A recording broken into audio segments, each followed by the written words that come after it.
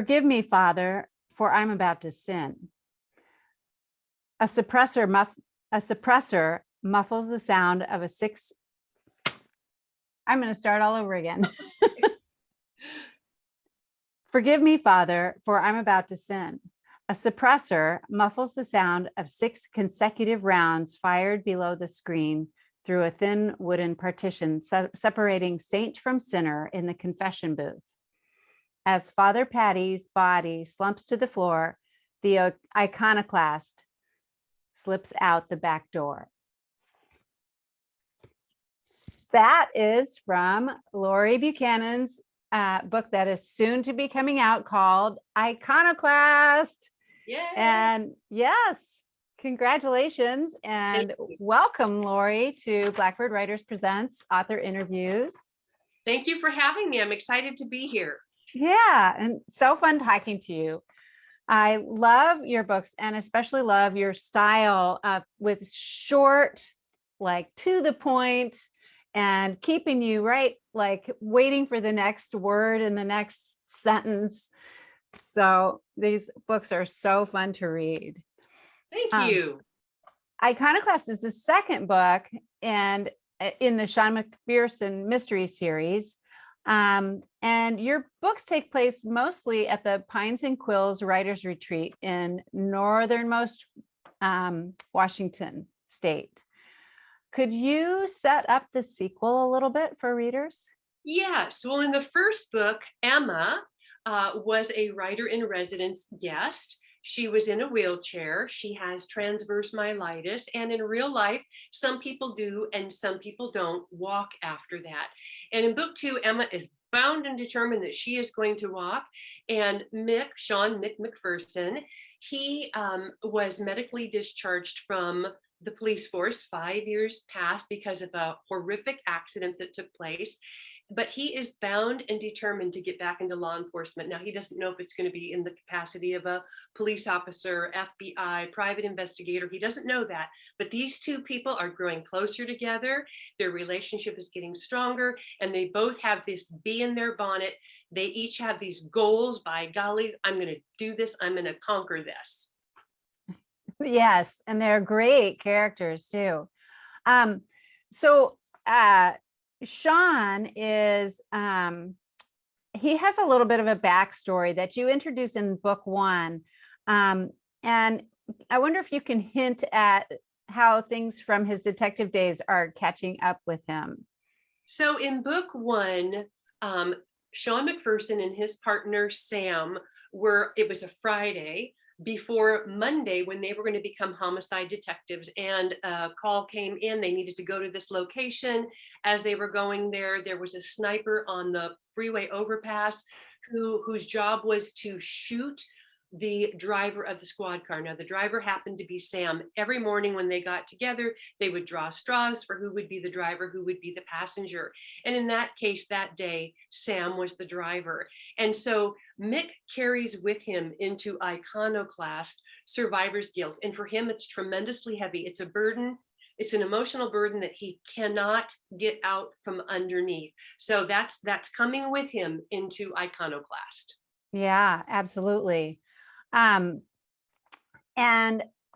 in Iconoclast, you know, the Pines and Quills Writers Retreat, which is my favorite place ever. I want to go there.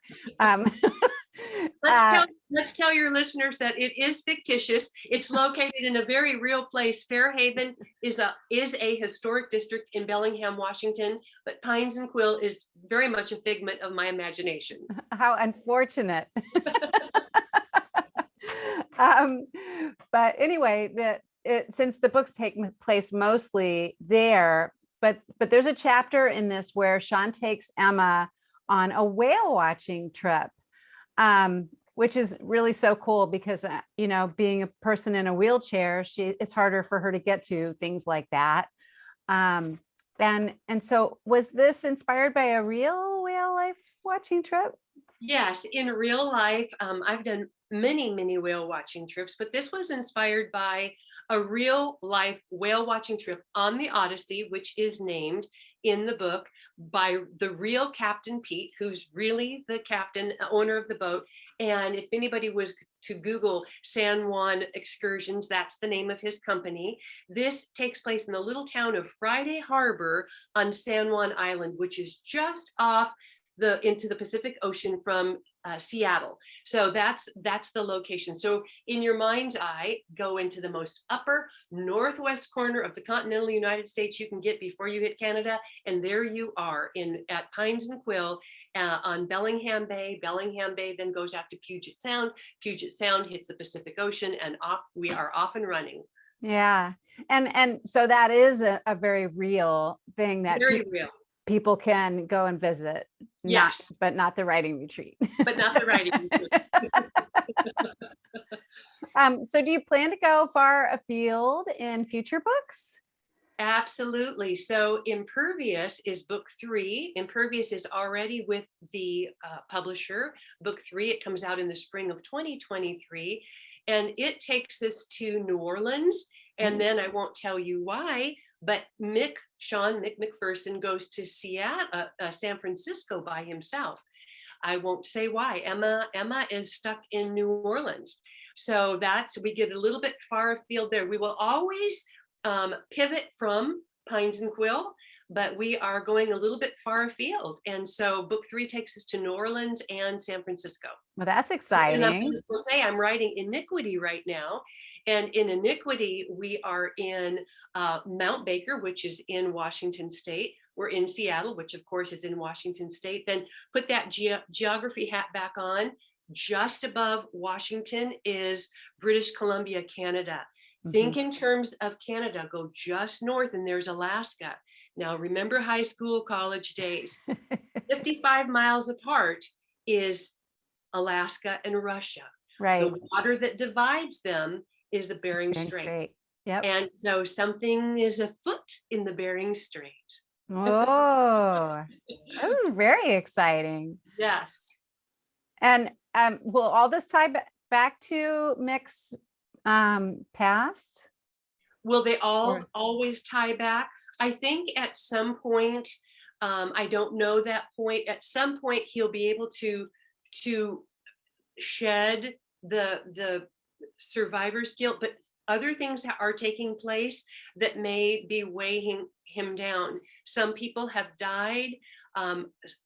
There are occasions where he feels it is, even though it wasn't by his hand, he feels he's such a responsible, his moral compass is like true north. And so he takes on so much responsibility. So it may not always be the survivor's guilt from the initial book where Sam died, but there's always this, if something goes wrong, he's going to probably take responsibility for it. Oh, well, that's very exciting. And so you're working on book 4 already. Yes. Let me check some of my questions. On a darker note, you are writing thriller, which means that the antagonist is a known entity. I mean, don't tell, obviously, but it also means killing off a character who is loved by other characters and readers of previous books. As a writer, is this ever difficult for you? Yes. Do you come to love your characters? Yes, you because you give birth to them, you absolutely fall in love with your characters. But in real life, good things happen to bad people and bad things happen to good people. And because it is a suspense thriller with mystery woven in as well, if everything was just sweet, loving, kind, and thoughtful, there wouldn't be the tension or the breathtaking that is the bottom line of a suspense thriller. So I have to, with reasonability, I can't just, pick everybody off, but I have to decide who can die and the story still goes on, but I can leverage that. And what will break a reader's heart? Because I need to do that. That's what brings a reader back. Now I promise, my writing coach of almost a decade, Christine, said, if you kill Hemingway, I won't work with you anymore. Oh, good. Don't kill Hemingway. I won't kill Hemingway. Oh, good. Yeah, no, and I think it's a really important thing to know, like how to do that, to bring your readers back, and to capture their hearts that way too. And I think that's a sign of a skilled author as well. So, um, so some readers today might not realize too that you're also the successful author of two self-help books, The Business of Being and Note to Self. And I asked you before, but what drew you to write mystery and suspense? Well, I enjoy writing nonfiction, but I love writing fiction. And there's a tremendous difference there. When you write fiction, it's just the facts, ma'am, just the facts. And hopefully you can present those facts in a creative way. But with fiction, a great part of it is make believe. You get to be God. And so while I have a tremendous, probably 75%, especially of location, is absolutely authentic and very, very real. And I name real people. If good things are going to happen, I'll name restaurants, bookstores, and so forth. If bad things are going to happen at that location, I make up the name. I don't want to offend anybody or, Right. like that. So I weave, my job is to skillfully weave fiction in with the nonfiction and make it taste really good as you're reading it. Make each bite, each sentence taste really good. That's my job, and that's way more fun to me than writing nonfiction. Nonfiction is, for me, it's a different for everybody, but is easy. Fiction is horrifically hard but Yeah. fun. Yeah. It is fun. You get to stretch those brain cells a little bit, and you get to make stuff up. Yes, yes. So awesome. Do you ever get writer's block? In the truest sense of the word, where I just can't write, no, but I will tell you what's the hardest thing. Each book in the Sean McPherson series has 4 writers in residence, brand new each time. 4 writers in residence come. Each one of those has to be named. I don't use a name generator. Each one of those has to have a viable book that they're writing. Each of those books has to have a title, and each of those books has to have some meat to them, so a backstory. Now, you and I, as writers, know it's hard to make one Yeah. title for your own book and create a summary for that, let alone for other fake authors, fake books, and fake back. That is the hardest part for me, the hardest part. It sounds really terrifying. It is, and I'll all along I will, as I'm looking at Facebook or Instagram, I'll look at somebody's first name and somebody else's last name and say, oh, that would make a good name, or oh, that I'll be going through Twitter or whatever, that first name, that last name, and I just kind of pick. Grab it. So all along I'm thinking, what would make a good story? What would make a good name? So when I get to it, I'm not quite as breathless. So I have a little sense of, these might be some good names and these might be some good stories. You can pull stories for books right out of the headlines, Yeah. that type of thing.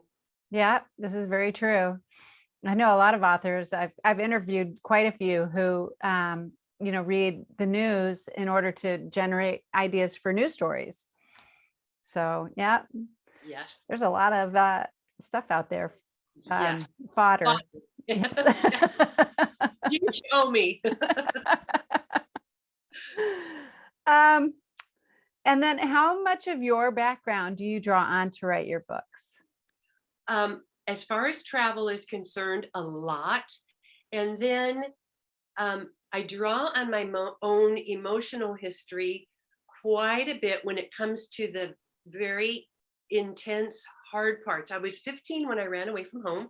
I ran from San Diego to the Washington state side of the Columbia River. And it was 5 years of rather difficult nip and tuck situations. Almost lost my life a couple of times during that time period. Some tremendous fear was involved. Some fighting for my life was involved.